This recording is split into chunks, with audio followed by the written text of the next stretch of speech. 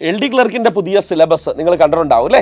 2024 പുറത്തു വന്ന ആ പുതിയ സിലബസ് യഥാർത്ഥത്തിൽ നിലവിൽ വന്നത് 2021 നടക്കാൻ പോകുന്ന LD ക്ലർക്ക് പരീക്ഷയ്ക്ക് വേണ്ടിയിട്ടായിരുന്നു. ആ സിലബസിൽ ഒരു മാറ്റവും വരുത്താതെയാണ് 2024 PSC LD ക്ലർക്ക് പരീക്ഷ നടത്താൻ പോകുന്നത്. 2021 മുതൽ ഇതേ സിലബസിൽ പ്രകാരമുള്ള എത്ര ചോദ്യങ്ങൾ ഉണ്ട് എന്ന് ഞങ്ങൾ അനലൈസ് ചെയ്തപ്പോൾ നമുക്ക് മനസ്സിലായത് 17 ചോദ്യങ്ങളാണ് ഈ സിലബസ് പ്രകാരം ഇതുവരെയായിട്ട് നടന്നത്. 17 ചോദ്യങ്ങൾ എന്ന് പറഞ്ഞാൽ ഏകദേശം 1700ഓളം ചോദ്യങ്ങൾ.